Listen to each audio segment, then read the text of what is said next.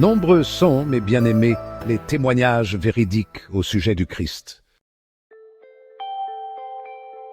Témoignage du Père venant du ciel au sujet de son Fils, témoignage de l'Esprit Saint, qui descend sous la forme corporelle d'une colombe, témoignage de Gabriel Archange, annonçant à Marie la bonne nouvelle, témoignage de la Vierge Mère de Dieu, témoignage du lieu béni de la crèche.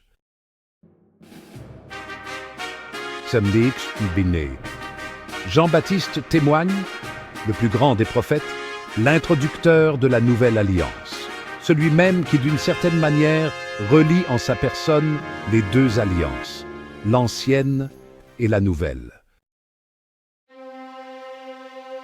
Parmi les fleuves, le Jourdain témoigne, et parmi les mers, la mer de Tibériade. Témoignent les aveugles, témoignent les boiteux, témoignent les morts ressuscités. Les démons témoignent en disant « Nous savons qui tu es, le Saint de Dieu ».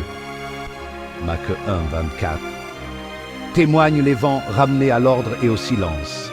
Les 5 pains témoignent, qui furent multipliés entre 5000 convives.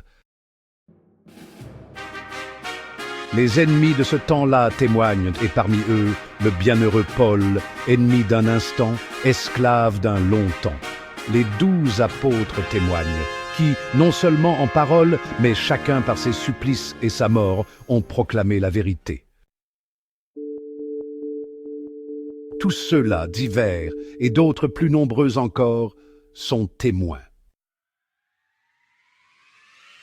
Est-ce que le Christ, soutenu par ces témoignages, rencontre encore l'incrédulité? Si donc quelqu'un est jusqu'à présent demeuré incrédule, qu'il croit désormais.